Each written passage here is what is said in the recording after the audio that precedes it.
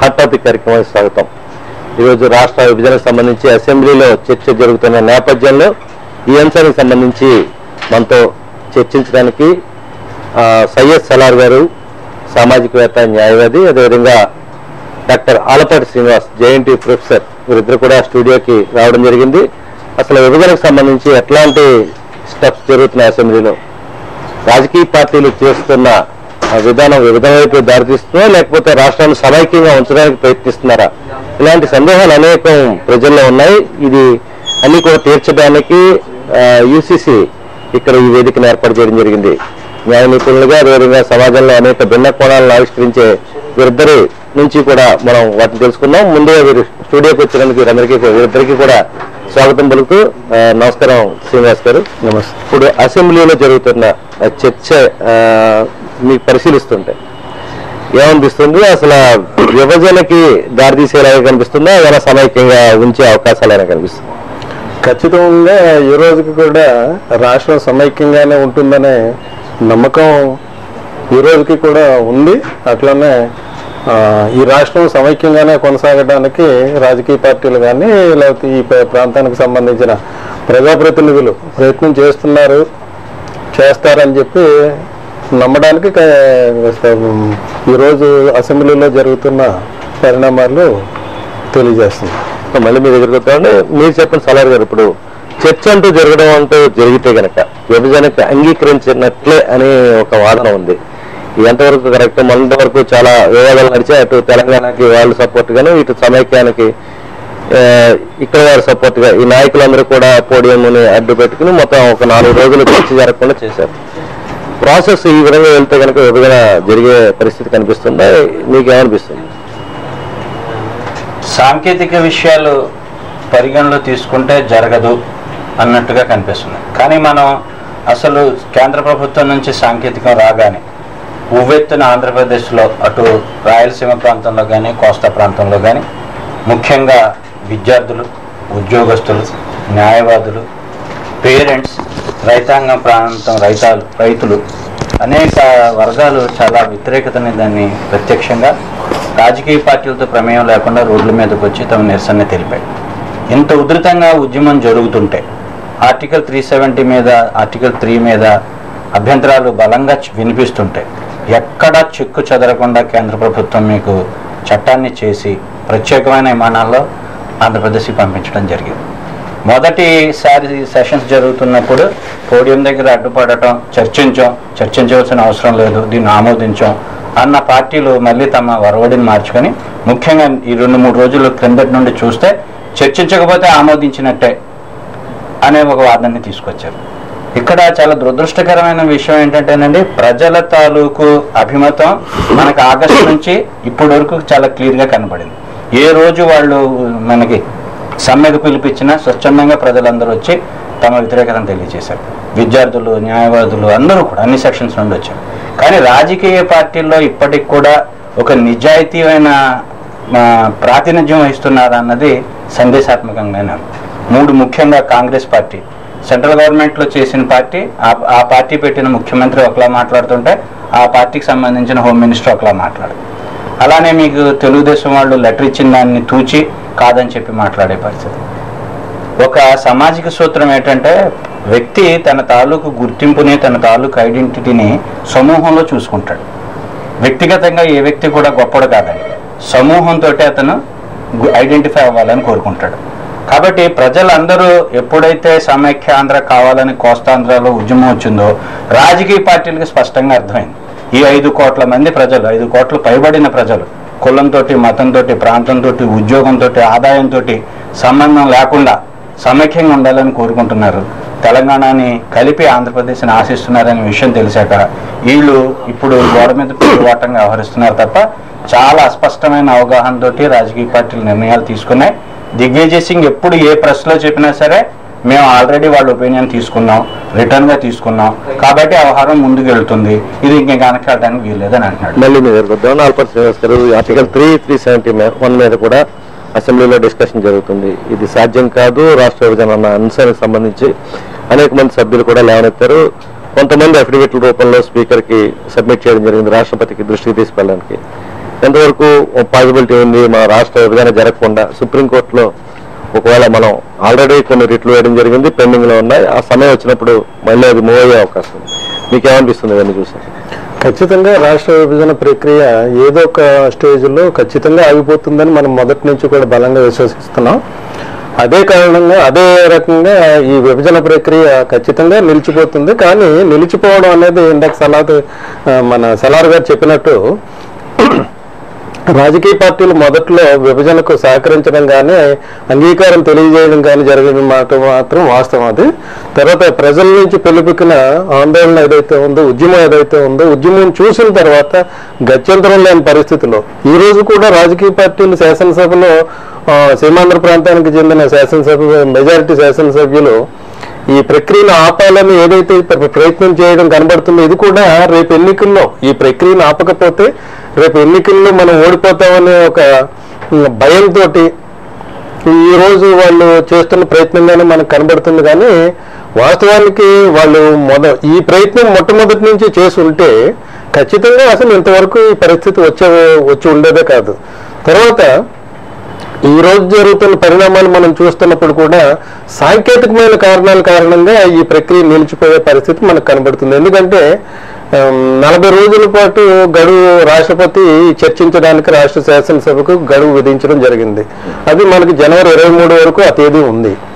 అట్లాంటి పరిస్థితుల్లో దీని మీద అందరూ సభ్యులందరూ కూడా వారి అభిప్రాయాన్ని వ్యక్తం చేయడానికి సమయం సరిపోలేదు. కాబట్టి దీని మీద క్లాజుల వారీగాను అట్లానే షెడ్యూల్ వారీగాను పూర్తి స్థాయిలో చర్చించడానికి సమయం సరిపోదు. కాబట్టి మరికొంత సమయం కావాలని చెప్పి రాష్ట్ర ప్రభుత్వం అభ్యర్థించడానికి అవకాశం ఉంది. గతంలో ఇతర రాష్ట్రాలకు సంబంధించిన విభజన ప్రక్రియల సందర్భంగా కూడా రెండోసారి సమయాన్ని రాష్ట్రపతి పొడిగించడం జరిగింది. అదేవిధంగా మన రాష్ట్ర ప్రభుత్వం కూడా ఆ విధంగా కోరే ప్రయత్నం చేయవచ్చు. ఆ విధంగా మరొక 4 వారాలు కానీ కనీసం 2 వారాలు కానీ సమయం ఇచ్చే అవకాశం ఉంది.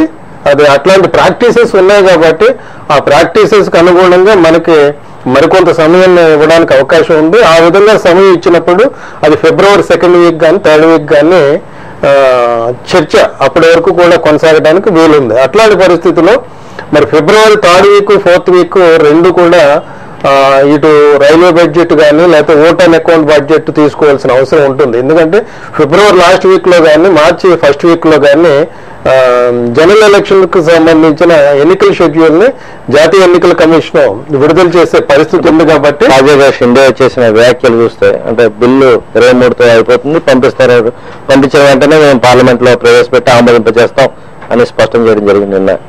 దీని మీద ఏమంటారు? లేదండి, అట్లా కాదు.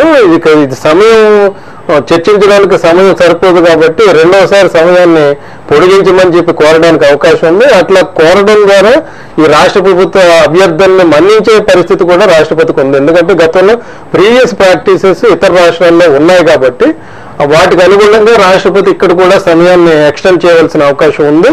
అట్లా ఎక్స్టెండ్ చేస్తే ఫిబ్రవరి 3rd వీక్ కానీ 2nd వీక్ కానీ చర్చ అప్పటి వరకు కూడా కొనసాగడానికి అవకాశం. దాదాపు 30 రోజుల పాటు వృధా చేయడం జరిగింది. సీమాంధ్ర వల్ల కావచ్చు, లేకపోతే తెలంగాణ ప్రాంత నాయకుల వల్ల కావచ్చు. ఈ 2 రోజులు మాత్రమే చర్చ జరిగింది. ఇంకో మా అయితే మీకు 17వ తేదీ నుంచి మళ్ళీ అసెంబ్లీ రీఓపెన్ అవుతుంది. ఇంకో 4 రోజులు చర్చ జరిగే అవకాశం కనిపిస్తుంది. అప్పుడు కూడా వివాదాలు లేకుండా ఉంటాయి. ఈ నేపథ్యంలో ఇచ్చిన సమయాన్ని సక్రమంగా వినియోగించుకొని సీమాంధ్ర ప్రాంతం వాళ్ళు కానీ లేకపోతే తెలంగాణ ప్రాంతం వాళ్ళు కానీ వాళ్ళు ఆ విధంగా వ్యవహరిస్తున్న నేపథ్యంలో రాష్ట్రపతి గడువు ఎందుకు పొడిగిస్తారనుకుంటున్నారు? ఖచ్చితంగా పొడిగిస్తారండి. ఎందుకంటే ఇక్కడ సమయాన్ని వృధా చేయడం కూడా అంటే వేరే సందర్భంలో సమయం వృధా చేస్తే అది వేరే విధంగా భావించడానికి అవకాశం ఉంటుంది. అయితే ఇప్పుడు ఏంటంటే సమయాన్ని వృధా చేయడం ద్వారా సమయాన్ని పొడిగించడానికి అంటే వ్యూహాత్మకంగా రాజకీయ పార్టీలు కానీ ఈ ప్రాంతానికి చెందిన ప్రజాప్రతినిధులు కానీ వ్యూహాత్మకంగా ముందడుగు వేస్తున్నారనే భావం మనకి కలుగుతుంది. ఆ విధంగా సమయం ఎక్స్టెండ్ చేయమని సభ్యులందరూ చర్చించడానికి సమయం ఎక్స్టెండ్ చేయమని కోరడానికి అవకాశం ఉంది.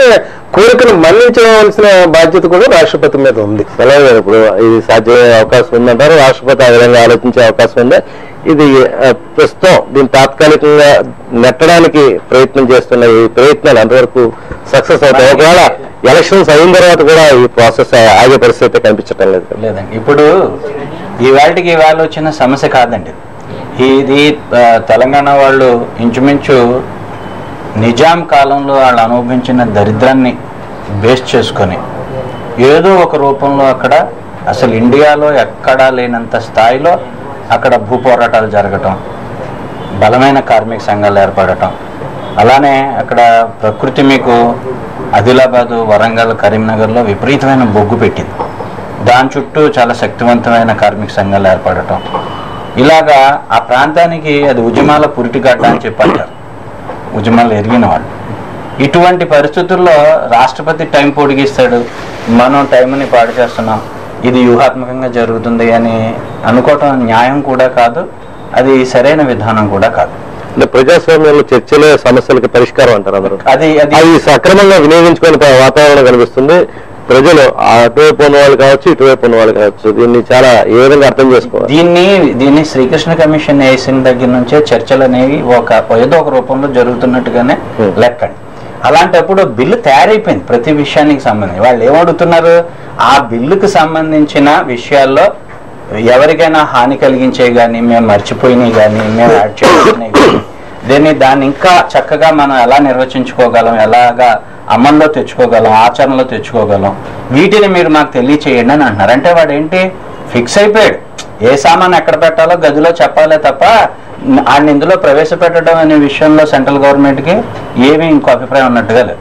సడన్గా బీజేపీ వాళ్ళు యూటర్న్ తీసుకొని ఏమైనా సెంట్రల్ గవర్నమెంట్లో బిల్లు ఆమోదం విషయంలో వాళ్ళు వ్యతిరేకిస్తే ఏమైనా ఆగాలేమో కానీ మీకు దిగ్విజయ్ సింగ్ని, సోనియా గాంధీని మనకున్న ఆగస్టు నుంచి పరిణామాలు సెంట్రల్ గవర్నమెంట్ పరిశీలిస్తే చాలా స్పష్టంగా, నేను ఈ మధ్యన మహబూబాబాద్ కోర్టుకు కూడా వెళ్ళానండి, అక్కడ అడ్వకేట్స్, బార్స్ అసలు ఆగదండి, ఎందుకు ఆగుతుందండి, దేనికి ఆగుతుందండి అనే వాళ్ళు మనం ఇది ఆగుతుంది అని ఎంత నమ్మకంగా ఉన్నామో, ఆగదు, ఆగవలసిన అవసరం లేదు, అంతా జరిగిపోయింది, మాకు రాష్ట్రం వచ్చేస్తుంది అనే అభిప్రాయంలో వాళ్ళు కూడా సమాజాన్ని ఆర్గనైజ్ చేస్తున్నారు. అంటే అన్ని పార్టీలు ప్రజల్ని ఇప్పటికీ కూడా మోసం చేస్తాయని మీరు భావిస్తున్నారు? అది అందులో నేను ఇందాక చెప్పినట్టుగానండి, సామాజిక శాస్త్రంలో మళ్ళీ చెప్పినాను, వ్యక్తి తన తాలూకు ఐడెంటిటీని సమూహంలో నెతుక్కుంటాడు. ఈ విషయం అర్థం అవటానికి రాజకీయ పార్టీలకు అర్థం అవ్వలేదు ఈ విషయం. కాబట్టి సమాజాన్ని, ఓటర్ని, ప్రజల్ని, పౌరుల్ని, తమ పార్టీకి వెనకాలన్న రకరకాల సామాజిక వర్గాల అభిప్రాయాన్ని కన్సిడర్ తీసుకోకుండా చాలా దురదృష్టకరంగా, నియంతృత్వంగా చిన్న టీం తోటి చర్చించి వాళ్ళు ఒక నిర్ణయానికి వచ్చేసారు. వాళ్ళు ఊహించిన దానికి వ్యతిరేకంగా జనం అంతా కూడా బయటకు వచ్చి సమైక్యాంధ్రాన్ని కోరుకునేటప్పటికీ వాళ్ళు ఉలిక్కుబడి మళ్ళీ గొంతుకు మార్చి వీళ్ళని బలపరుస్తున్నట్టుగా. నిజంగా మీకు ఈ రాజకీయ పార్టీలందరికీ ఈ సమైక్యాంధ్ర సాధించాలన్న ఏకాభిప్రాయం ఈ రాజకీయ పార్టీల అగ్ర స్థాయి నాయకత్వానికి ఉంటే ఇప్పటికీ మీకు జేఏసీ, పొలిటికల్ జేఏసీ ఫామ్ అవ్వలేదు. అసెంబ్లీలో కూడా వీళ్ళని తిట్టుకుంటూనే టైం అంతా కించపరుచుకుంటున్నారు, ఒకళ్ళనొకళ్ళు దొంగలు అనుకుంటున్నారు, గెంటుకుంటున్నారు, ఒకడేమో దేశ పర్యటనకి వెళ్ళిపోతారు, ఒకళ్ళేమో అది ద్రోహం అంటారు. ఇలాగా ఒక కన్ఫ్యూజన్ క్రియేట్ చేస్తున్నారు. కానీ సీమాంధ్ర ప్రజలకు సంబంధించిన వాళ్ళ ఆత్మ సంఘర్షణ ఏదైతే ఉందో అది మటుకు ప్రజెంట్ చేయడానికి ఎవరు కూడా హోల్ హార్టెడ్గా ప్రాతినిధ్యం వహించడం లేదు. పొలిటికల్ జేఏసీ ఫామ్ అవ్వకపోవడంలోనే ఆ డొల్లుతనం మీకు కనబడుతుంది. అంటే వాళ్ళు తెలంగాణని కూడా పోగొట్టుకోకూడదు అనుకున్నారు. తెలుగుదేశం, కాంగ్రెస్ అనుకుంది ఏంటంటే ఆ 2 గళ్ల సిద్ధాంతం అనేది మనకి ఆ ప్రాంతంలోనూ పట్టుండాలి, ఈ ప్రాంతంలోనూ పట్టుండాలి అనుకున్నారు. ఇనీషియల్గా తెలంగాణ ప్రాంతంలో ఉద్యమాలు చూసిన తర్వాత వాళ్ళని బలపరిచి తీరాలనే నిర్ణయానికి తొందరపడి వాళ్ళు వచ్చేసారు. తర్వాత ఎలక్షన్ పడితే తెలుగుదేశానికి స్థానిక సంస్థల్లో బోల్డని సీట్లు వచ్చాయి, చాలా సీట్లు వచ్చేవాళ్ళు. చాలా చోట్ల మీకు మనం ఊహించిన టీఆర్ఎస్ ఓడిపోయింది. సో ఇవన్నింటిని స్టడీ చేయలేదు, వీటన్నింటిని అనలైజ్ చేసుకోకుండా తెలుగుదేశం పార్టీ తొందరపడటం జరిగింది. ఇక ఈ క్రెడిట్ బీజేపీ ఎక్కడ పట్టుకుపోతుందో అనే తొందరపాటుతో కాంగ్రెస్ వాళ్ళు చర్చలో కూడా చంద్రబాబు నాయుడు స్పష్టమైన ఏ క్లాస్ మీద మాట్లాడలేని వాతావరణాన్ని మీరు ఏ విధంగా అర్థం చేసుకుంటారు? నిన్న మొన్న జరిగిన చర్చల్లో చంద్రబాబు నాయుడు దేని మీద కూడా క్లారిటీగా మాట్లాడలేదు. చంద్రబాబు నాయుడుకి ఒక క్లారిటీ ఉందండి, ఇది చర్చ జరిగితే ఇది ఆమోదించినట్టే. ఎందుకంటే దిగ్విజయ్ సింగ్ చాలా క్లియర్గా చెప్పాడు, మాకు మీరు ఎస్ఆర్ నో చెప్పొద్దు, చర్చించిన అంశాల తాలూకు సారాంశాన్ని మాకు పంపించండి, పార్లమెంట్ నిర్ణయం తీసుకుంటాం. సో చంద్రబాబు నాయుడుకి వ్యక్తిత్వం ఎక్కువ. ఈ చర్చ అంటూ స్టార్ట్ చేస్తే నేను ప్రజల ముందు దీన్ని ఆమోదించినట్టుగా ప్రజలు నన్ను రిసీవ్ చేసుకునే అవకాశం ఉందనేది అతని మనసులో ఉండుంటది. అంటే తెలంగాణ ప్రాంతంలో బలపడడం కోసం అదొక కోణం. ముఖ్యంగా ఏంటంటే ఇంకా ఇది జరిగిపోతుంది అనే నిర్ణయానికి బహుశా వచ్చున్నారేమో, మనది కాలం నిర్ణయిస్తుంది. అంటే సీమాంధ్ర ప్రాంతంలో ఏ విధంగా ఎగ్జిస్టెన్స్ తీసుకుంటారు వాళ్ళు? కాంగ్రెస్ మీద పెట్టే అవకాశం ఉంటుందా టీడీపీ వర్గాలు? ఇక ఎలక్షన్ వచ్చేటప్పటికి ఇక్కడ చాలా ఆసక్తులు పనిచేస్తాయండి. డబ్బు, సామాజిక వర్గాలు, టికెట్లు కేటాయించడం, దాంతోపాటు వాళ్ళకు ఉన్న పాత లింక్స్, ఇవన్నీ పనిచేస్తాయి. ప్రజలు చాలా తొందరగా ఈ గాయాలని మర్చిపోవటం, స్వల్ప ప్రయోజనాల వైపు వెళ్ళిపోవటం, ఓ దురదృష్టకరమైన ప్రజాస్వామ్య వాతావరణం ఇది.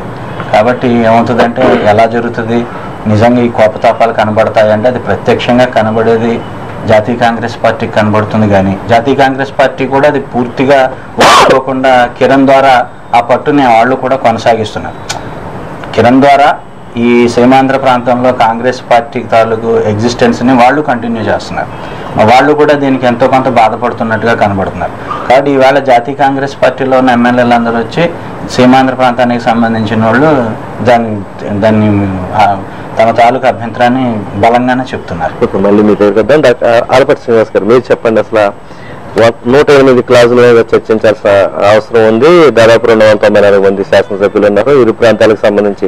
ఈ సభ్యులంతా అన్ని క్లాజుల మీద మాట్లాడే అవకాశం ఉందా? రాష్ట్రపతి ఇచ్చిన అవకాశం ప్రతి సభ్యుడు మాట్లాడాలి, ప్రతి క్లాజ్ మీద చర్చించండి అని చెప్పడం జరిగింది. దీని మీద మళ్ళీ కొంత కన్ఫ్యూజన్ ఉంది. ఈ ఓటింగ్ జరుగుతుందని కొంతమంది, ఓటింగ్ అవసరం లేదని కొంతమంది. ఏం జరగబోతుంది? ఒకసారి కేంద్ర ప్రభుత్వం రాష్ట్రపతి ద్వారా బిల్లును ఆంధ్రప్రదేశ్ స్టేట్ లెజిస్లేచర్కు పంపించిన తర్వాత it is the property of the state legislature. తిరిగి మరలా రాష్ట్రపతికి పంపించే వరకు కూడా ఆ బిల్లు మీద చర్చించి అది ఆమోదిస్తారా లేదా తిరస్కరిస్తారా, లేకపోతే ఓటింగ్ జరుగుతారా లేదా అనేది అది the house has to decide. హౌస్కి దాని మీద పూర్తి అధికారాలు ఉన్నాయి. రాజ్యాంగబద్ధంగా కూడా రాష్ట్ర శాసనసభ అనేది కేంద్ర ప్రభుత్వానికి జాగీరు కాదు, కేంద్ర ప్రభుత్వానికి సబార్డినేట్ ఇన్స్టిట్యూషన్ కాదు, అట్లనే పార్లమెంటుకు కూడా రాష్ట్ర శాసనసభ ఒక సబార్డినేట్ బాడీ కాదు. స్టేట్ లెజిస్లేచర్ అనేది ఇది ఒక స్వతంత్రమైన శాసన సభ. కాబట్టి it is an independent and autonomous legislative institution. కాబట్టి it is the democratic institution and the members of the state legislature can discuss, and if the members so demanded, voting can be conducted by the presiding officer of the legislature, that is speaker. ఖచ్చితంగా సభ్యులు దీని మీద voting జరగాలని కోరితే ఖచ్చితంగా దాని మీద voting జరపవలసిన బాధ్యత స్పీకర్ మీద ఉంటుంది. స్పీకర్ కూడా ఓటింగ్ని సభ్యుల అభిప్రాయం, మెజారిటీ సభ్యుల కోరికను వ్యతిరేకించి ఓటింగ్ జరగడానికి వీలు లేదని నిర్ణయించే అధికారం స్పీకర్ కూడా లేదు. ఎందుకంటే సభ యొక్క మెజారిటీ అభిప్రాయమే సభ అభిప్రాయం. సభ అభిప్రాయానికి అనుగుణంగానే స్పీకర్ నడుచుకోవాల్సిన అవసరం ఉంటుంది. సో ఆ విధంగా మెజారిటీ సభ్యులు దీని మీద ఓటింగ్ జరగాలి అని కోరినప్పుడు ఖచ్చితంగా దాని మీద డివిజన్ కండక్ట్ చేయాలి, ఓటింగ్ కండక్ట్ చేయాలి. ఒకవేళ సభ తిరస్కరించిన బిల్లునే మళ్ళీ పార్లమెంటుకు పంపించవలసి ఉంటుంది. రాష్ట్ర శాసనసభ చేసిన సవరణలు కానీ లేకపోతే తిరస్కరణ ఏదైతే ఉందో తిరస్కరణ కానీ అది పార్లమెంట్ మీద బయలు కాకపోవచ్చు. అంటే సలాం గారు చెప్పినట్టు ఇప్పటికీ పొలిటికల్ చేసి ఏర్పడలేదు. ఈ నేపథ్యంలో అందరూ ఓటింగ్ కోసం పట్టుబట్టే అవకాశాలు కనిపిస్తున్నాయి. ఖచ్చితంగా మెజారిటీ సభ్యులు దీని మీద స్పందించవలసిన అవసరం ఉంటుంది. ఓటింగ్ పట్టుబట్టే అవకాశం కూడా మనకు కనిపిస్తుంది. ఇక్కడ వైఎస్ఆర్ పార్టీ ఒకవైపు వెళ్తుంది, తెలుగుదేశం మరోవైపు, కాంగ్రెస్ ఇంకోవైపు, ఇట్లాగా అనేక రకాల డివిజన్లు సీమాంధ్ర ప్రాంతాన్ని రిప్రజెంట్ చేస్తున్న నాయకుల మధ్య కనిపిస్తున్నాయి. ఆ పార్టీ లీడర్స్ కావచ్చు, లేకపోతే ఆ నాయకులు లోకల్ లీడర్స్ కావచ్చు. వీరందరి మధ్య అట్లాంటి సిచ్యువేషన్ కనిపిస్తున్నప్పుడు ఖచ్చితంగా అందరూ ఒకే నిర్ణయం తీసుకుని ఓటింగ్ కోసం మెజారిటీ సభ్యులు పట్టుబట్టాలి అనే అంశానికి సంబంధించి ఒక కాంక్రీట్ గా ఒక నిర్ణయం తీసుకున్నట్టు ఎక్కడ కనబడటం లేదు. అది మీరు అన్నది వాస్తవం. అలాగే సలాద్ గారు అన్నట్టుగా కూడా ఒక పొలిటికల్ చేసి ఏర్పడవలసిన అవసరం ఉంది. ఈ రోజుకి కూడా ప్రజల ఆకాంక్ష కూడా అదే.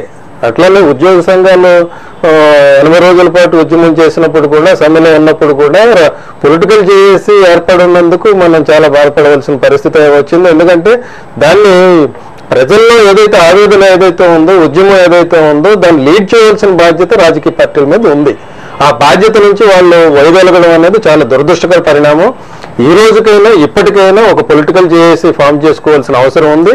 మీరు అన్నట్టుగా రాజకీయ పక్షాల మధ్య ఏకాభిప్రాయం లేకపోవడం, మరి వైఎస్ఆర్సీపీ వాళ్ళు ఒక డిఫరెంట్ స్టాండ్ తీసుకోవడం ప్రజల్లో ఒక గందరగోళమైన వాతావరణం కలగజేస్తుంది. ఎవరు సమైక్యవాదం వైపు ఉన్నారు, ఎవరు విభజనవాదం వైపు ఉన్నారనే ఒక కన్ఫ్యూజన్ అనేది ఈ రోజుకి కూడా కొనసాగించడం అనేది చాలా దురదృష్టకర విషయం.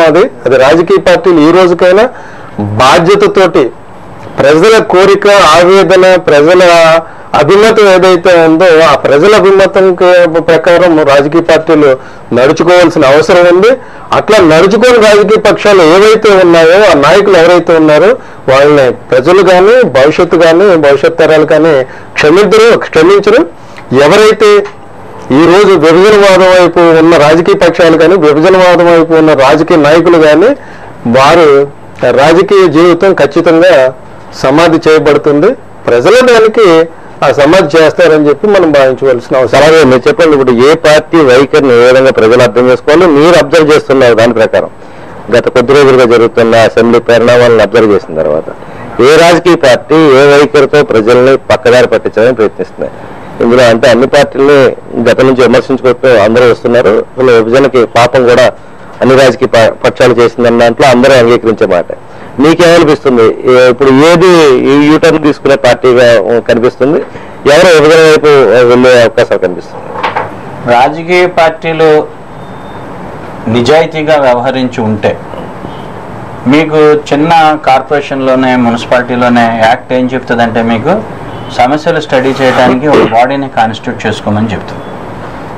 అంటే అందరూ మాట్లాడటం కాకుండా ఆరోగ్యానికి సంబంధించిన, కరెంటుకి సంబంధించి, మౌలిక వసతుల పట్టణం మీద సమస్యలు అధ్యయనం చేయడానికి చిన్న చిన్న కమిటీలు వేసుకొని శక్తివంతంగా తమ తాలూకు ఎబిలిటీస్ను ఉపయోగించుకొని మంచి గరిష్ట ప్రయోజనాన్ని పొందుతారు. ఇక్కడ ఏ పార్టీ కూడా ఈ విషయం మీద మాట్లాడటానికి ఒక కమిటీని కాన్స్టిట్యూట్ చేయలేదు, ఓ ఇంటలెక్చువల్ ప్రజెంటేషన్ ఇవ్వలేదు. తెలంగాణ నుంచి వచ్చిన వాదనకి మా ఉద్యోగాలు తీసుకున్నారు, మా బొగ్గును తీసుకున్నారు, మా పాత పరిశ్రమలన్నీ క్లోజ్ చేసి మీ పరిశ్రమలు పెట్టుకున్నారు, మా భూములన్నీ కబ్జా చేశారు అని ఒక అనైతికమైన యాక్షన్స్ జరిగినట్టుగా చెప్తున్నారు. దానికి కౌంటర్గా మన ప్రాంతం వైపు నుంచి అది మందనుకున్నాం. 90% పెట్టుబడి ఈవేళ తెలంగాణలో మన ఏరియా నుంచి సర్ప్లస్ అక్కడికి వెళ్ళటం జరిగింది. అనేక యూనివర్సిటీలు పెడుతుంటే మేము అందరం ఆహ్వానించాం. అనేక సెంట్రల్ గవర్నమెంట్ కార్యాలయాలు వస్తుంటే అన్నింటినీ ఆహ్వానించాం. ఇది మందనుకున్నాం. ఎక్కడ కూడా అటువంటి వివక్షత కానీ, అటువంటి తప్పుడు అభిప్రాయం కానీ ప్రజల మధ్యన లేదు అని మొత్తం కళారంగం కానీ, విద్యారంగం కానీ, న్యాయ వ్యవస్థ కానీ, పరిశ్రమలు కానీ, ఇన్ఫ్రాస్ట్రక్చర్ మొత్తం డెవలప్ అవుతుంటే మందనుకున్న ఫీలింగ్ తోటి మేము అక్కడికి వచ్చాం తప్ప ఇవాళ నువ్వు మమ్మల్ని గెంటేస్తామన్న దాంతో మేము రాలేదు.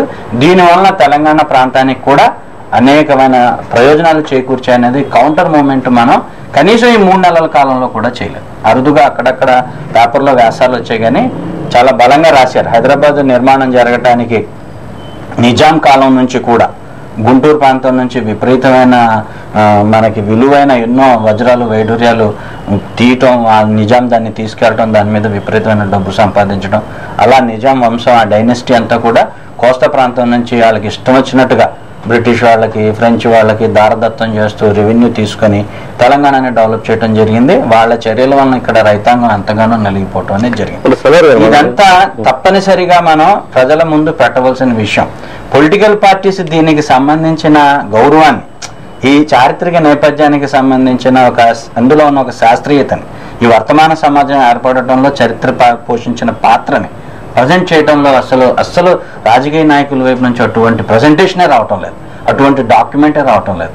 వాళ్ళు మీటింగ్లు ఎట్టి కానీ, లేదా ఇలాంటి వేదికల నుంచి కానీ, లేదా ప్రెస్ ద్వారా కానీ అసలు వాళ్ళు ఈ విషయంలో తెలంగాణకి మనకి ఒక మానసికమైన అనుబంధం ఉంది, ఆ అభివృద్ధిలో మన పాత్ర ఉంది, మనకు దాని మీద నైతికమైన హక్కు ఉంది అనేది పొలిటికల్ పార్టీస్ ఆమోదించలేని పరిస్థితి ఏర్పడింది. ప్రజలు ఉద్యమిస్తున్న క్రమంలో వాళ్ళు మాట్లాడటం మొదలెట్టారు. అసలు ఎక్కడైనా జరుగుతుందండి. ఇందాక సార్ చెప్పినట్టుగా ఉద్యోగస్తులు అన్నాళ్ళు ప్రభుత్వాన్ని వ్యతిరేకించి చేయటం, విద్యార్థులు చేయటం, టీచర్లు చేయటం, విద్యుత్ రంగానికి సంబంధించిన వాళ్ళు చేయటం, గ్రామీణ ప్రాంతం నుంచి చేయటం, ఇంత ఉద్యమం జరిగితే దానికి దాని తాలూకు ఏమంటారు రెసిప్రోకల్స్ ఎలా ఉంటాయనేది అసలు సీరియస్గా తీసుకోకుండా ఇప్పటికీ వీక్గానే వాళ్ళు ప్రజెంట్ చేస్తారు. ఇప్పటికీ ఐకాన్ అక్కడ చంద్రబాబు నాయుడు మాట్లాడాలా, ఇక్కడ జగన్ మాట్లాడాలి. ఈ కేంద్రీకృత రాజకీయాల్లో ప్రజాస్వామ్యం ఎలా ప్రతిదీ? అసలు ఆ పార్టీకి సంబంధించిన మిగిలిన వ్యక్తులు ఎక్కడ నోరెప్పగలుగుతున్నారు? వాళ్ళ బాస్ ఏం చెప్తే అది మాట్లాడుతున్నారు. బీఫామ్ మీదే దృష్టి ఉంది కానీ అసలు ఈ 6 కోట్ల మంది ప్రజల ఆకాంక్ష ఏంటనే దాని మీద ఎవరికి కూడా లేదు. ఎవరు ప్యారలల్గా మరో పర్సనాలిటీ డెవలప్మెంట్ లేదు. మనం ప్రజాస్వామ్యాన్ని మాట్లాడుకున్నాం, విలువైన రాజ్యాంగాన్ని అడ్డెట్టుకుని దాని ద్వారా రక్షణ పొందుదామని అనుకున్నాం. ప్రజాస్వామ్యం అంటే ఏంటి? పార్టీలో కూడా అంతర్గత ప్రజాస్వామ్యం ఉండాలి. అంటే గత 2 రోజులుగా మీకు అబ్జర్వేషన్ లో అసెంబ్లీ సెషన్స్ లో ఎవరెవరు ఏ పార్టీ తరఫున మాట్లాడిన అంశాలకు సంబంధించి మీకు ఏమనిపిస్తుంది? ఏ పార్టీ ఏమైనా తీసుకున్నట్టు కనిపిస్తుంది? మీకు నేను అదే చెప్తున్నాను. ప్రజల్లో చాలా కన్ఫ్యూజన్ క్రియేట్ చేశారు రాజకీయ పార్టీలు. ఈ కన్ఫ్యూజన్ ఇంకా కొనసాగుతుంది. మీరంటే ఒక విశ్లేషకులుగా మీరు చూసిన సునిశ్చిత దృష్టితో వాళ్ళకి ఏ విధంగా లైన్ ఇద్దాం అనుకుంటున్నారు? ప్రజాప్రతినిధులకి మనకు ఒక విప్ అనే ఒక సిస్టమ్ ఉంది. అది ప్రజాస్వామ్యంలో మరి ఎందుకు పెట్టారంటో తెలియదు కానీ దాని మీద అసలు స్టార్ట్ అవడానికి 2 రోజుల ముందు వీళ్ళు ఒక ఎక్సర్సైజ్ చేస్తున్నారు, ఎవరేం మాట్లాడాలి. ఇంకా మీకు ప్రజాస్వామ్యపరమైన వాదన ఎక్కడుంది? అక్కడ అక్కడ ఓపెన్ గా చెప్పడానికి ప్రతినిధికి యల్మల రామకృష్ణుడు ఏం మాట్లాడాలని చంద్రబాబు నాయుడు నిర్ణయిస్తాడు. మనకు యల్మల రామకృష్ణుడు అంటే చాలా గౌరవం, కానీ అది mouth piece of Telugu Desam party కాదు, చంద్రబాబు నాయుడు అయిపోయాడు అనేటప్పటికీ ఆ గౌరవం మీకు ఆ డిగ్రీ తగ్గిపోతుంది. అలానే మీకు ఆ పార్టీలో ఉన్న వాళ్ళ తాలూకు అభిప్రాయాన్ని కానీ వాళ్ళ అబ్జర్వేషన్ని కానీ ఆ అధినాయకత్వం గౌరవించే స్థితిలో ఉందా, కన్సిడర్ చేస్తుందా? అసెంబ్లీలో ఈ చర్చ జరుగుతున్నప్పుడు పార్టీలు కానీ జెండాలు కానీ ఏమి ఉండవు, ఎవరికి సంబంధాలు, ఎవరు ఇండివిజువల్ గా వాళ్ళు ఓపెన్ గా మాట్లాడచ్చు అన్నది చాలా మంది మేధావులు గతంలో చేసిన సూచన. అయినప్పటికీ వీళ్ళు మీరు చెప్పినట్టు వాళ్ళ అధినేతలు ఇచ్చిన స్క్రిప్ట్ ప్రకారం ముందుకు వెళ్ళగానే ఏ విధంగా అర్థం చేసుకోవాలి. ఒట్టి వసంత్ కుమార్ మనం మాట్లాడుతున్నప్పుడు క్లియర్ గా చరిత్రని నేపథ్యాన్ని చర్చ ప్రారంభాన్ని బాగానే ఎత్తుకున్నారు. అదే వరవల్ని మిగతా వాళ్ళు ఎందుకు కొనసాగించలేకపోతున్నారు? అతనికి ఎబిలిటీ ఉంది, అతను చెప్పాడు. ఒక్కొక్కరికి ఒక్కొక్క రకం నుంచి ఆవిష్కరించే శక్తి ఉంటుంది. కానీ డెఫినెట్ గా ఈ సోకాల్డ్ లీడర్షిప్ మీద వాళ్ళ పార్టీ తాలూకు మెయిన్ ఒక కాన్సెప్ట్ ని ప్రమోట్ చేసే ఒక సిస్టమ్ కూడా ఉంది అక్కడ. ఎవరిష్టం వచ్చినట్టుగా వాళ్ళు మాట్లాడటానికి కానీ ఎవరి అభిప్రాయాలు వాళ్ళు చెప్పడానికి కానీ అలో చేయటం లేదు. కార్పొరేట్ వ్యవస్థలో మీరు ఎంఎస్సీ పిహెచ్డి చేసినా మీరు పాఠం ఎలా చెప్పాలా అనేది మేనేజ్మెంట్ డిసైడ్ చేస్తుంది. ఎన్ని మార్కులు తెచ్చిపెట్టాలనే మీ మనసుకు సంబంధించిన పాఠం చెప్పే అవకాశం ఉండదు.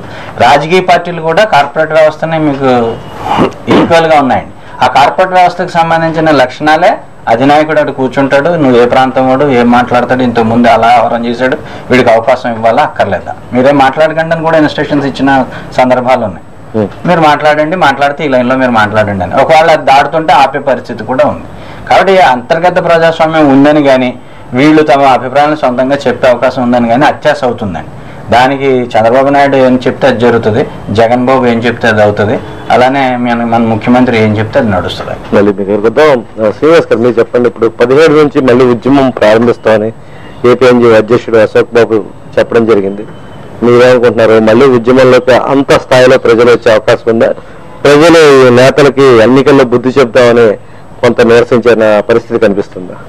లేదండి, ఈ రోజుకి కూడా రాజకీయ పార్టీలు కానీ ఉద్యోగ సంఘాలు కానీ మరలా సమైక్య రాష్ట్ర పరిరక్షణకు ఏదైనా ఒక విధానం తీసుకుని ఒక నిర్ణయం తీసుకుని మరలా ఉద్యమం ప్రారంభించినా దానికి సహకరించడానికి ప్రజలు సమాయత్తంగానే ఉన్నారు, ప్రజలు దానికి సంసిద్ధంగానే ఉన్నారు. అయితే వీరు అనుసరిస్తున్న ధోరణి ఏదైతే ఉందో దాని మీద ప్రజలకి విశ్వాసం లేదు. అంటే మోసపూరితంగా వ్యవహరించడం, ఇందాక సలార్ గారు చెప్పినట్టు అట్లానే మీరు కూడా అన్నట్టుగా రాజకీయ పార్టీలు కనీసం రాజకీయ పార్టీలకి విశ్వాసంగాను లోయల్గాను కూడా రాజకీయ పార్టీ సభ్యులు ఎన్నికైన సభ్యులు ఉండొచ్చు, దానికి కాదని అందువల్ల.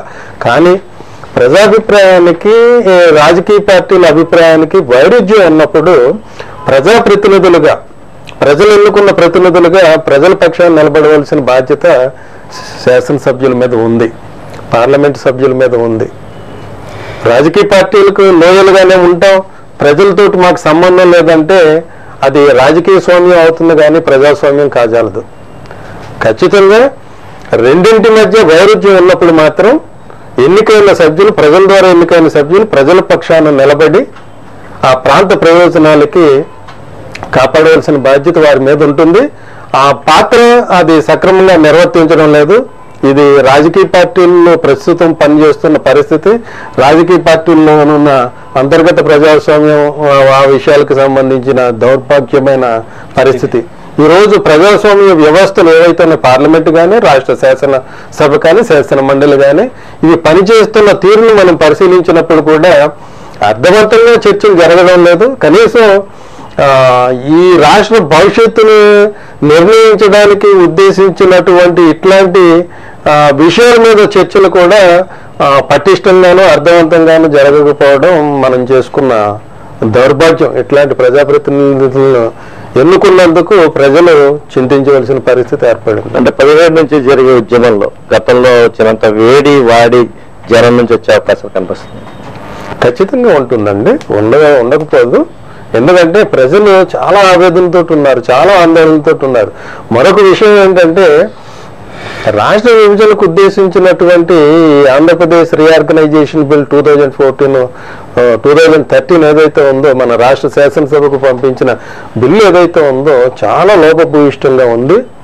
దీంట్లో అనేకమైన రాజ్యాంగానికి సంబంధించిన అనేక మౌలికమైన విషయాలను కానీ సమస్యలను కానీ లేవనెత్తుతుంది.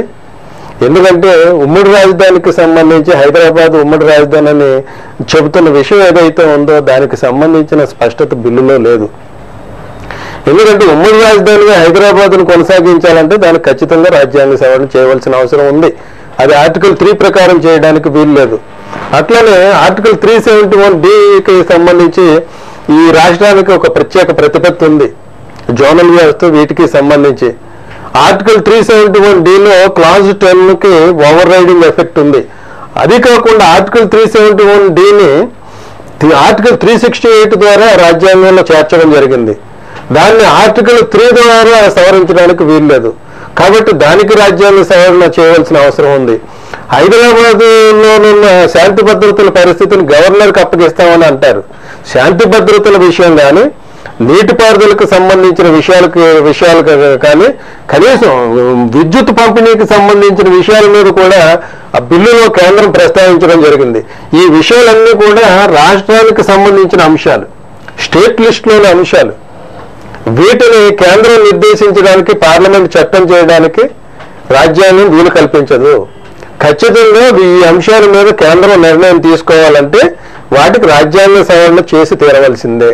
ఇట్లాంటి విషయాల్ని వీటిని కూడా ప్రాపర్గా అడ్రస్ చేయలేదు ఈ మన విభజన బిల్లులో. అంటే దీనికి అవకాశం లేదు కాబట్టి ఏ సభ్యుడికి ఆ సభ్యుడు ఇప్పుడు అఫిడవిట్ సమర్పిస్తున్న పరిస్థితి కనిపిస్తుంది. అది పార్టీల లైన్లోనే వెళ్ళే అవకాశం ఉందా, లేకపోతే సలహాగా చెప్పారు ఆ లైన్లోనే వెళ్ళి వాళ్ళు ఫార్మాట్ ఇస్తారండి, ఫార్మాట్ సంతకాలు పెట్టి ముద్రలు వేసే వాతావరణం, వేలుముద్రలు వేసే సిచ్యువేషన్ కనపడుతుంది. మీకు ఏమనిపిస్తుంది? ఇలాంటిది ప్రజాస్వామ్యానికి ఎంతవరకు మంచిది? ఇది కొంతవరకు ప్రమాదకరమైన ద్వారానే ప్రజాస్వామ్యానికి కూడా చాలా దురదృష్టకర పరిస్థితే. అయితే ఇవాళ జరుగుతున్న మన చర్చల్లో చూస్తున్నప్పుడు మరి కాంగ్రెస్ పార్టీకి సంబంధించిన సీమాంధ్ర ప్రాంత ప్రతినిధులు కానీ, అట్లానే టీడీపీకి సంబంధించిన సీమాంధ్ర ప్రాంతానికి సంబంధించిన ప్రజాప్రతినిధులు కానీ విభజన బిల్లుని పూర్తి స్థాయిలో 108 క్లాజెస్ విభజన బిల్లులో ఉన్నాయి, 4 షెడ్యూల్స్ ఉన్నాయి. మరి ప్రతి క్లాజును కూడా వీళ్ళు వ్యతిరేకిస్తూ దాని మీద ఓటింగ్ జరిపి దాన్ని తిరస్కరించేలాగా వాటికి సవరణలు ప్రతిపాదిస్తామని, ప్రతి క్లాజుకు కూడా సవరణ ప్రతిపాదిస్తూ ఈ బిల్లు మీద చర్చిస్తామని చెప్పి వాళ్ళు చెప్పడం జరుగుతుంది. అట్లనే కొంతమంది చర్చించిన సభ్యులు కూడా అదే లైన్లో ముందుకు వెళుతున్నారు. కాబట్టి ఇవాళకున్న పరిస్థితుల్లో ఒక సరైన విధానంలోనే ముందుకు కొనసాగుతున్నారని అనిపిస్తుంది. ఇప్పుడు దీని మీద ఈ బిల్లుని తిరస్కరిస్తూ సమైక్య తీర్మానం ప్రవేశపెట్టడం ద్వారా, దీని మీద చర్చించకుండా సమైక్య తీర్మానం ప్రవేశపెట్టడం ద్వారా ఒక రోజుతో కూడా చర్చ ముగించేయచ్చు. కానీ అది ప్రమాదకరమైన పరిస్థితి. ఇవాళ ఉన్న పరిస్థితిలో కేంద్ర ప్రభుత్వం కానీ, అయితే కాంగ్రెస్ అధిష్టాన వర్గం కానీ ఏదైతే ఏకపక్షంగా ఈ రాష్ట్రాన్ని విభజన చేయడానికి ముందుకు వెళ్ళే పరిస్థితి ఏదైతే ఉందో, దీనిని కొన్ని సాంకేతికమైన సమస్యలు, లేకపోతే సాంకేతికమైన సమస్యలు సృష్టించడం ద్వారా, ఎందుకంటే అక్కడ పార్లమెంట్లోనున్న ఈ రాష్ట్రాలకు సంబంధించిన ప్రతినిధులు సహకరించిన కారణంగా కేంద్ర మంత్రులు విభజనకు అనుకూలంగా సహకరిస్తున్న కారణంగా ఈ బిల్లుని సాంకేతికమైన సమస్యలు సృష్టించడం ద్వారా బిల్లుని డిలే చేయడానికి ఈ పద్ధతులు మనం అనుసరించడం జరుగుతుంది. ఇరు ప్రాంతాల్లో రావణ కష్టాల్లో వదిలేయడం అవుతుంది కదా, ఎలా చేయడం వల్ల ఖచ్చితంగా ఉంటుందండి. ఎందుకంటే తెలంగాణ ప్రాంతానికి సంబంధించిన శాసనసభ్యులు ఈ బిల్లు మీద చర్చించవలసిన అవసరం లేదు. ఈ బిల్లుని ఆమోదించి పంపించేయాలని చెప్పి తెలంగాణ ప్రాంతానికి చెందిన ప్రజాప్రతినిధులు కోరుకుంటున్నారు. అదే సందర్భంలో బిల్లును యథాతథంగా తిరిగి పంపించినా లేదా బిల్లు మీద చర్చించి దీని మీద సమయం తీసుకుని చర్చించకుండా మనం పంపించేస్తే ఖచ్చితంగా మళ్ళా పార్లమెంట్లో ప్రత్యేక సమావేశాలు నిర్వహించి బిల్లును ఆమోదించే ప్రమాదం ఉంది. కాబట్టి గత్యంతరం లేని పరిస్థితుల్లో క్లాజుల వారీగా చర్చించడం తప్పేం కాదు. క్లాజుల వారీగా చర్చలు గతంలో కూడా బీహార్ రీఆర్గనైజేషన్ కు సంబంధించిన బిల్లుకు సంబంధించి కావచ్చు, లేకపోతే ఉత్తరప్రదేశ్ కు సంబంధించిన రీఆర్గనైజేషన్ బిల్లుకు సంబంధించి మరి ఛత్తీస్గఢ్ ని ఇది ఉత్తరాంచల్ ఏర్పాటు చేసినప్పుడు కానీ జార్ఖండ్ ఏర్పాటు చేసినప్పుడు కానీ మరి ఆ సంబంధిత రాష్ట్ర శాసనసభలు క్లాజుల వారీగా చర్చించారు. అట్లనే రాష్ట్ర శాసనసభ కూడా సవరణలు ప్రతిపాదించడం జరిగింది. ఆ సవరణను ఆమోదించడం లేదో అనేది పార్లమెంట్ నిర్ణయించుకుంటుంది తర్వాత.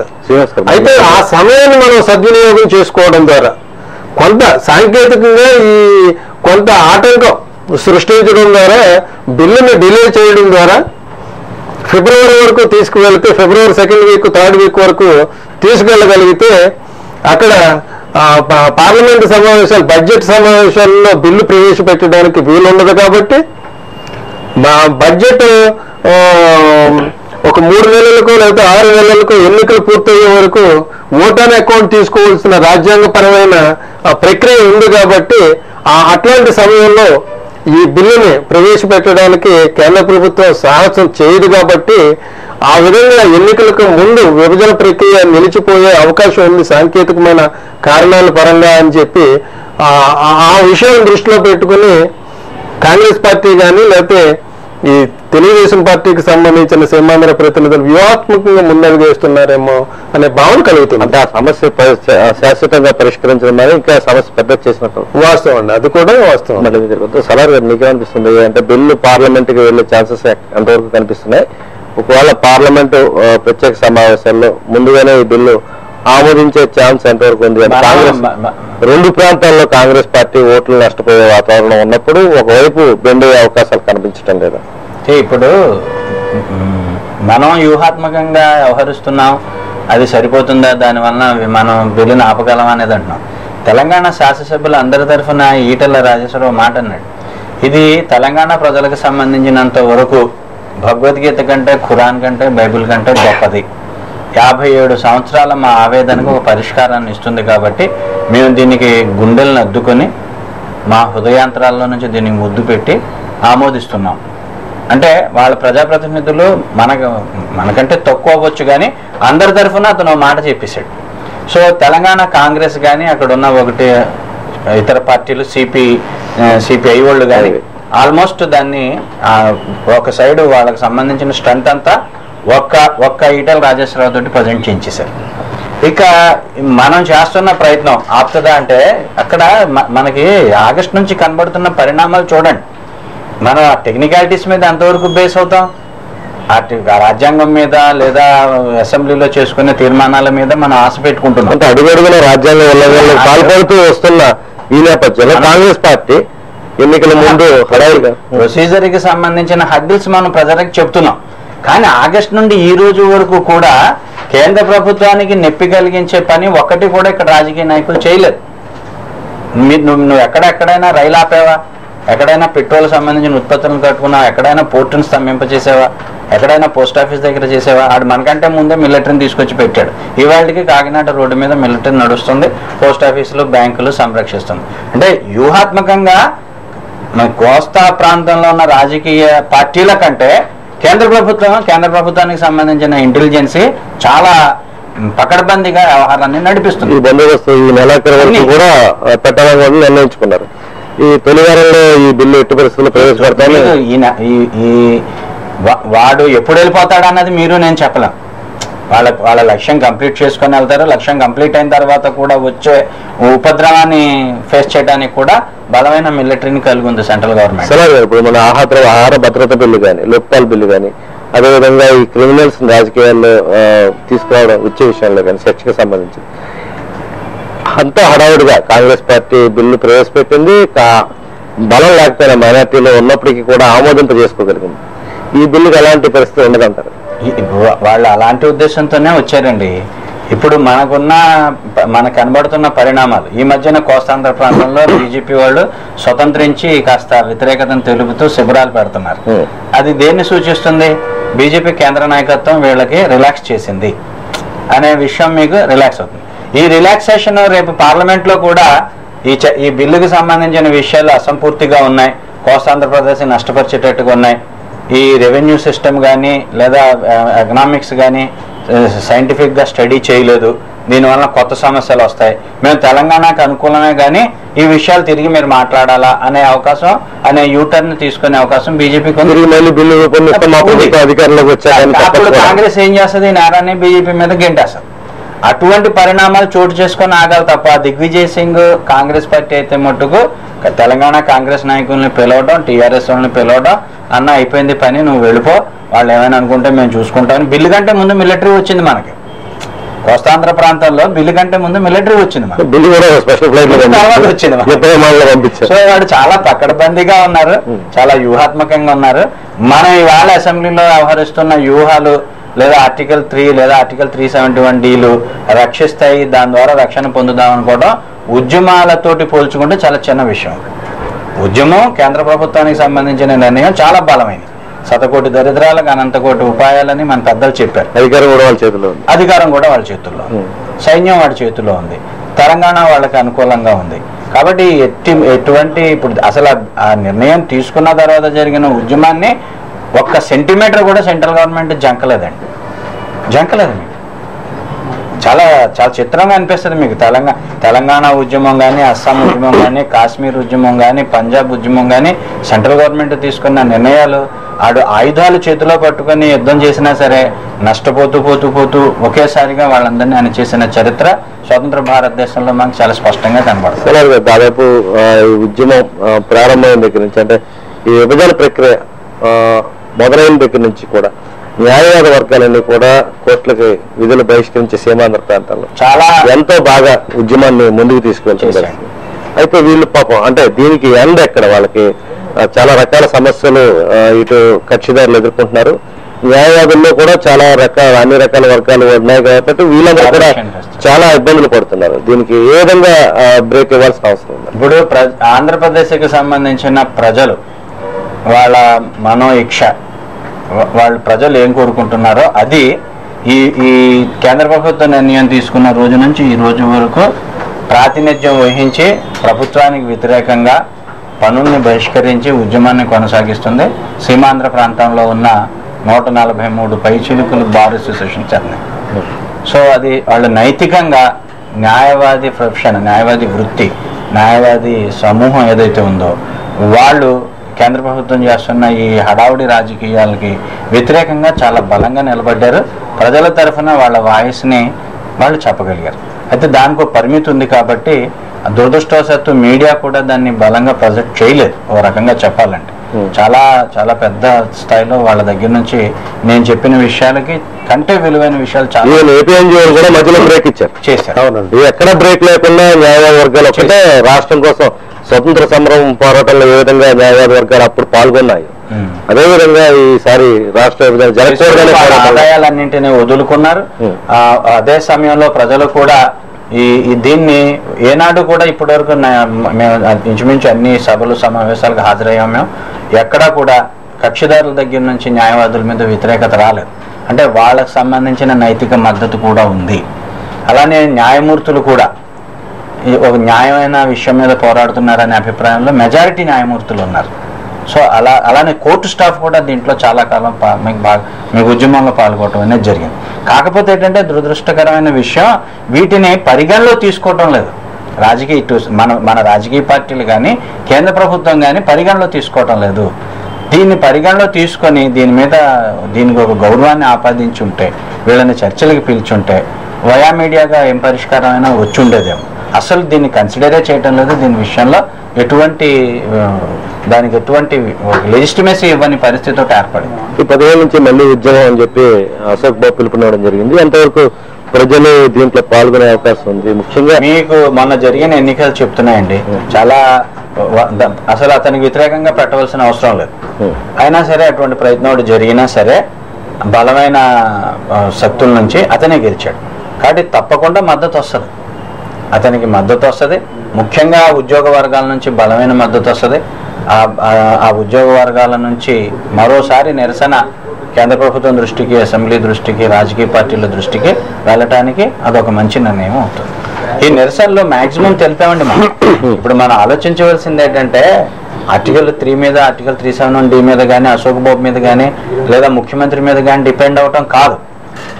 విభజనని అడ్డుకోవడానికి తీసుకోవాల్సిన క్రియాశీలకమైన పనులు మనం ఒక పొలిటికల్ జేఏసీ కింద ఫామ్ అయి తీసుకోవాలి. అటువంటి బ్రెయిన్ ట్రస్ట్ ఒకటి క్రియేట్ అవ్వాలి ఆంధ్రప్రదేశ్లో. అలా క్రియేట్ అవ్వకపోతే మన శక్తియుక్తులన్నీ కూడా వ్యర్థమైపోతాయి. ఓకే, మళ్ళీ జరుగుతుంది. ఇప్పుడు దీనికి సంబంధించి, బిల్లుకి సంబంధించి ముఖ్యంగా ఇప్పుడు 17వ తేదీ నుంచి జరగబోయే చర్చలు మన నేతలు ఏ విధంగా వ్యూహంతో చర్చ కొనసాగించాల్సిన అవసరం ఉంది. చర్చ కొనసాగిస్తే విభజనకు అంగీకరించినట్లే, ఆమోదించకపోయినా అన్నది పక్కన పెడితే ఏ విధమైన ప్రజెంటేషన్ ఇవ్వాలి? ఇందాక సలహాగా చెప్పారు, చరిత్ర అంతా కూడా చెప్పాలి, భావితరాలకు అవసరం, అసెంబ్లీ రికార్డ్స్కి అవసరం, పార్లమెంటరీ తెలంగాణ ప్రజలకు అవసరం, ఇవన్నీ రావాల్సిన అవసరం ఉంది. కాబట్టి ఎట్లాంటి వ్యూహంలో వెళ్ళే ఛాన్సెస్ కనిపిస్తున్నాయి? అంటే వీళ్ళు వెళ్తారో లేదని పక్కన పెడితే ఏ లైన్లో వెళ్ళాలి వాళ్ళు? ఖచ్చితంగా అర్థవంతమైన చర్చలు జరగడం ద్వారానే ఈ రాష్ట్ర భవిష్యత్తు నిర్దేశించబడాలి. అలాంటి లైన్ తీసుకోవాలి. అదే సందర్భంగా ఈ రాష్ట్రానికి తెలుగు భాష మాట్లాడుకునే ప్రజలకు ఎవరైతే ఉన్నారో వీరికి ఉన్న వేలాది సంవత్సరాల సుదీర్ఘమైన చరిత్ర ఏదైతే ఉందో, సంస్కృతి ఏదైతే ఉందో, ఈ నేపథ్యం ఏదైతే ఉందో, దీన్ని అంతటినీ కూడా చర్చల రూపంగా బయటకు తీసుకురావాల్సిన అవసరం ఉంది. ఇందాక సలాద్ గారు చెప్తున్నట్టు మరి అనేక సందర్భాల్లో తెలంగాణ ప్రాంతం నుంచి మరి కొంత అసత్య ఆరోపణలు కావచ్చు, లేకపోతే అసత్య ప్రచారం కావచ్చు, అర్ధసత్యాలు కావచ్చు, పూర్తి అవాస్తవాలు కూడా.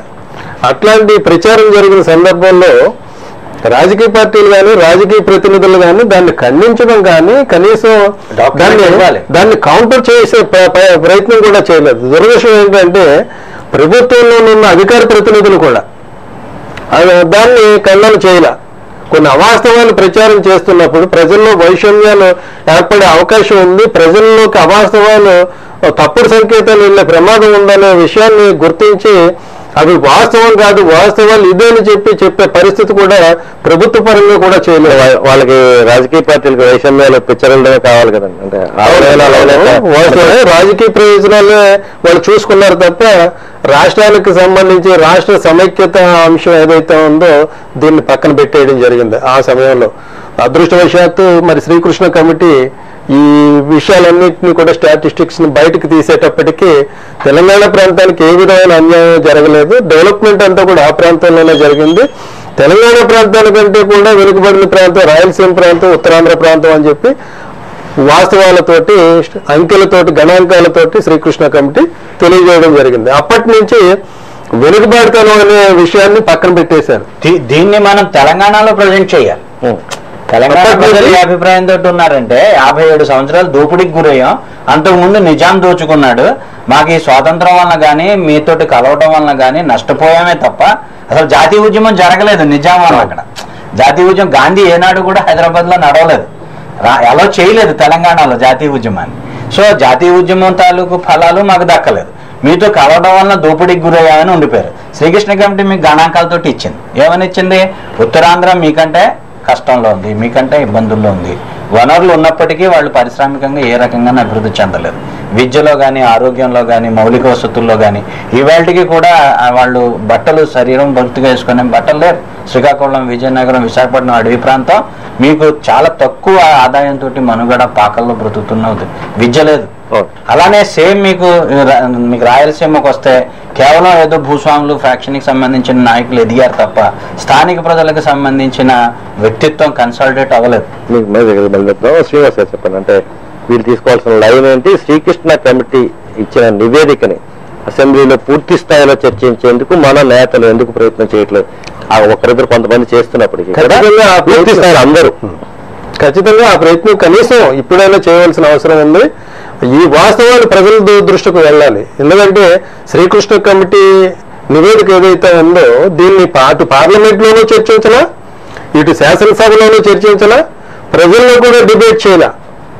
ఇట్లాంటి పరిస్థితుల్లో కనీసం ఈ సందర్భంగా అయినా సరే వాస్తవాలు అవాస్తవాల్ని పటాపంచలు చేయడానికి, లేకపోతే వాస్తవాన్ని ప్రజల్లోకి తీసుకెళ్ళడానికి దీన్ని ఒక ప్లాట్ఫామ్ గా, ఒక వేదికగా ఉపయోగించుకుని దాని మీద చర్చ చేయవలసిన అవసరం ఉంది.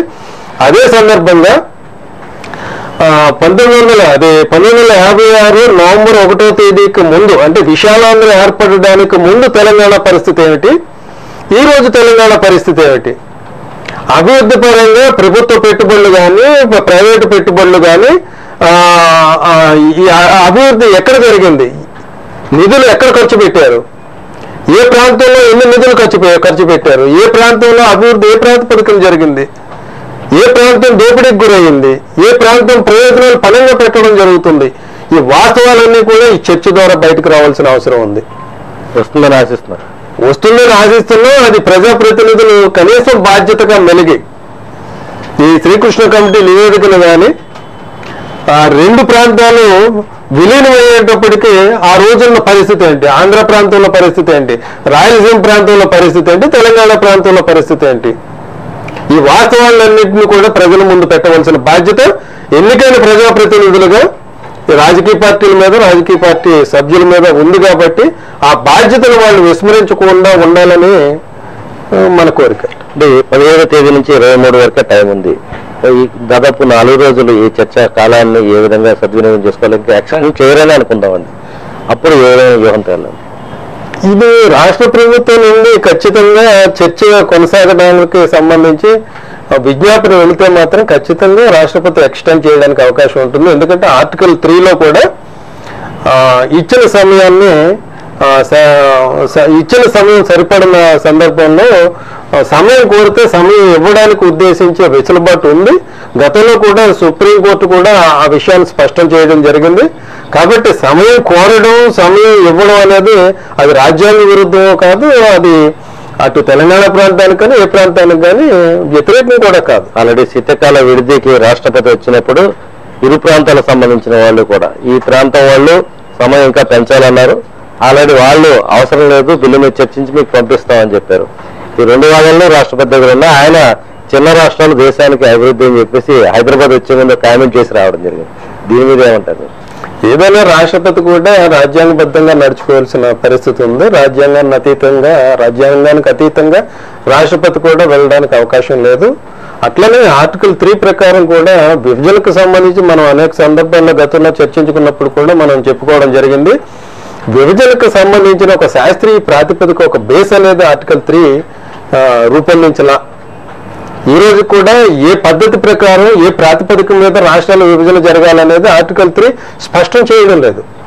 అట్లాంటి పరిస్థితుల్లో రాష్ట్ర శాసనసభ, రాష్ట్రాలు కూడా మరి సమాఖ్య వ్యవస్థ, ఒకవైపునేమో సమాఖ్య రాజ్యాంగం, ఫెడరల్ కాన్స్టిట్యూషన్ అని మనం చెప్పుకుంటున్నాం. ఫెడరల్ కాన్స్టిట్యూషన్ లో రాష్ట్రాల అభిప్రాయాలు కూడా విలువ ఇవ్వాల్సిన పరిస్థితి ఉంది. అయితే ఆర్టికల్ 3లో రాష్ట్ర శాసనసభల అభిప్రాయానికి విలువ ఇవ్వాలని చెప్పి ఎక్కడ లేదు. ఆ కారణంగా పార్లమెంటుకు సంపూర్ణమైన విస్తృతమైన అధికారం ఉంది. రాష్ట్రాలు తిరస్కరించిన, రాష్ట్ర శాసనసభ తిరస్కరించిన పార్లమెంట్లో బిల్లు పాస్ చేసేయచ్చు. కాబట్టి రాష్ట్ర శాసనసభ అభిప్రాయాన్ని పరిగణలోకి తీసుకోవాలని ఆర్టికల్ 3 చెప్పడం లేదు. కాబట్టి పార్లమెంట్ చేసేయచ్చు అని చెప్పి ఒక భావం ఉంది, కానీ అది వాస్తవం కాదు. అది రాజ్యాంగ స్ఫూర్తికి, ఫెడరల్ స్ఫూర్తికి కూడా విరుద్ధం. అది గొడ్డల పెట్టు. ఇవాళ ఆంధ్రప్రదేశ్ కావచ్చు, రేపు కర్ణాటక, పిల్లలు తమిళనాడు, మరోసారి మరొక రాష్ట్రం, ఇవన్నీ కూడా ఈ ఇవన్నీ కూడా ఒక స్వతంత్ర దేశాలు లాంటివి. దేశం ఏర్పడినప్పుడు ఇవన్నీ కూడా స్వతంత్ర దేశాలు, స్వతంత్ర రాజ్యాలు. అవును, మనకి సమయం మించిపోతుంది. మీరు ఫైనల్ గా ప్రజలకు ఏం చెప్పదలుచుకున్నారు?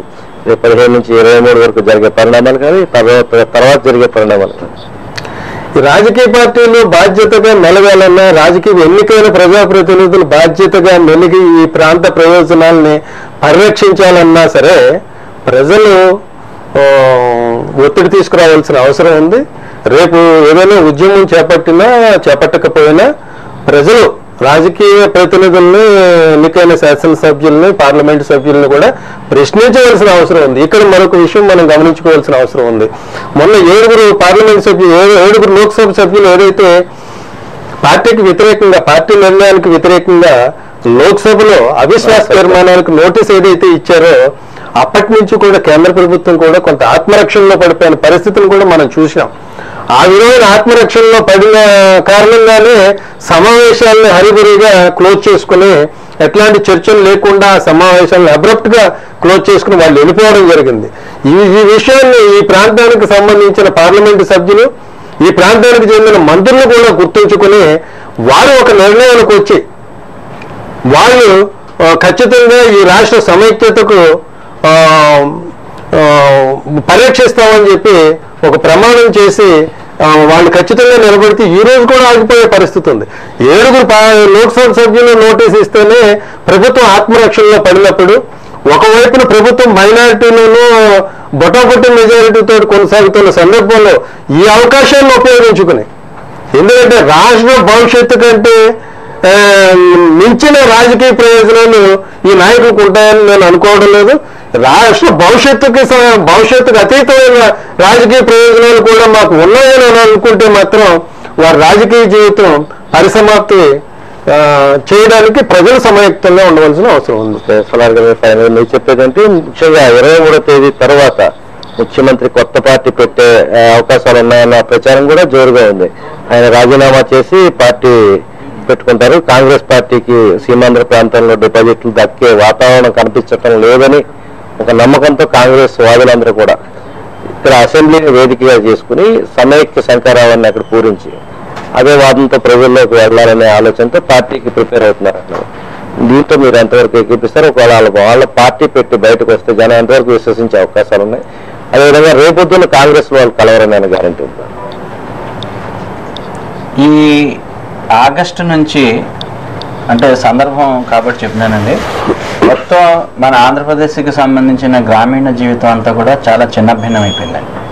వ్యవసాయం మీద ప్రకృతి పగపట్టినట్టు అయిపోయింది, దాని మీద చర్చ లేదు. విద్యార్థుల భవిష్యత్తు మీద చర్చ లేదు. బస్సు కాలిపోతే దాని మీద చర్చ లేదు. ప్రజా ఆరోగ్య వ్యవస్థ అంతా కూడా వ్యాపారం అయిపోతే దాని మీద చర్చ లేదు. ఇలా ఎన్నో మౌలికమైన విషయాలు ఏవి కూడా చర్చించని స్థితిలో ఇవాళ అసెంబ్లీ ఉండటం, దానివల్ల మనకి 80% పీపుల్ మనకి విలేజెస్లో ఉంటే వాళ్ళ జీవన స్థితి ఇవాళ ఏముందంటే, సంక్రాంతి మార్కెట్ చూస్తే మీకు తెలుస్తుందండి, వాళ్ళ కొనుగోలు శక్తి పడిపోయింది. వాళ్ళకు నిరుద్యోగం సమస్య రోజు రోజుకి పెరుగుతుంది. వాళ్ళ వ్యవసాయ ఉత్పత్తులకి మార్కెటింగ్ లేకుండా పోతుంది. చిన్న వ్యవసాయానికి విలువ లేకుండా పోతుంది. ఇంత జీవితానికి అనుబంధమైన వ్యవసాయం అంతా, గ్రామీణ జీవితం అంతా కూడా అస్తవ్యస్తమైపోతే అటువంటి సమస్య మీద ఆలోచించటం కానీ, అటువంటి సమస్య గురించి ఒక ప్రణాళిక రూపొందించడం కానీ చేయకుండా చాలా చాలా చిన్న మదొట్టనిగానే ఏదో గడ్డి పరకతోటి కొట్టినట్టుగా రాజకీయ పార్టీలు అసెంబ్లీలో వ్యవహరిస్తూ చాలా ప్రజల జీవితాలతో ఆడుకుంటున్నారు. ₹1,00,000 నష్టపరిహారం ఇస్తే దాని మీద చర్చించే వేదిక లేదు, దాని మీద చర్చించే అసెంబ్లీ లేదు. చివరికి వాళ్ళు అసెంబ్లీ ముట్టడిలు, ముఖ్యమంత్రులు ముట్టడికి వెళ్ళిపోయే స్థితి ఏర్పడుతుంది. అలానే ఒక పక్క తెలంగాణను ఉద్ధరించేసి ప్రత్యేక చట్టం తెస్తామంటూ అక్కడ తెలంగాణ రాజకీయ పార్టీలు కూడా భూ కబ్జాలకు మీకు పార్టీ పడుతున్నారు. సో ప్రజా వ్యతిరేకంగా వ్యవహరిస్తున్న రాజకీయ పార్టీలు, నేను చెప్పదలుచుకుంది ఏంటంటే, గ్రామీణ వ్యవస్థ ఇంత చిన్న భిన్నం అయిపోయి ఇంత కూలిపోతుంటే, రోజు రోజుకి ప్రజల నిరాశ నిస్పృతులతో వెళ్ళిపోతుంటే, ఆ నిరాశలో నుంచి కొత్త జీవితాన్ని, సంతోషాన్ని ఇవ్వగలిగే ఒక political atmosphere, political responsibility feel అయ్యే రాజకీయ పార్టీలు లేవు. ఆస్తి పెంచుకునే రాజకీయ నాయకులు వస్తున్నారు. మీకు మాఫియా లీడర్లు రాజకీయ నాయకుల కింద ఎదుగుతున్నారు. ఒక లాబీలు ఉండి ఆ లాబీలు నుంచి మీకు రాజకీయ నాయకులు వస్తున్నారు.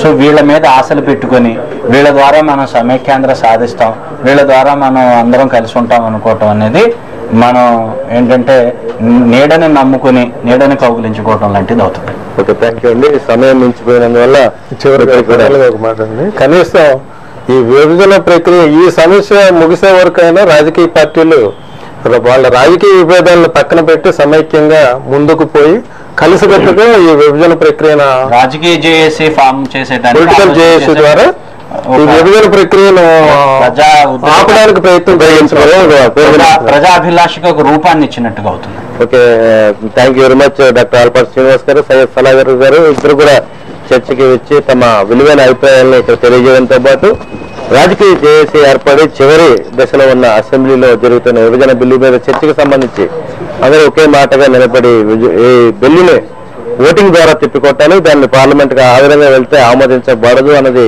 అభిప్రాయం వ్యక్తమవుతుంది. అదేవిధంగా పోరాటం సంబంధించి 17 నుంచి ఏపీ ఎన్జీఓలు ఇచ్చిన పోరాటంలో మళ్లీ ప్రజలంతా కూడా మమేకమవుతారు. ఖచ్చితంగా రాష్ట్ర విభజనను అడ్డుకోవడానికి ప్రతి ఒక్కరూ కృషి చేయాలని చెప్పి ఇక్కడ వేదిక పిలుపిస్తుంది. అదేవిధంగా మనకి న్యాయవాదులందరూ కూడా దాదాపుగా ఆగస్టు నుంచి కూడా విధులకి హాజరు కాకుండా ఎన్నో కష్టాలకు వచ్చి ఈ ఉద్యమంలో ఇంకా కొనసాగుతున్నారు. నిజంగా వీరందరికీ ధన్యవాదాలు తెలియజేస్తూ ఇంతటితో ఈ చర్చను ముగిస్తున్నాం. మరో అంశంలో మళ్ళీ కలుద్దాం. అంతవరకు సెలవు, నమస్కారం. నమస్తే.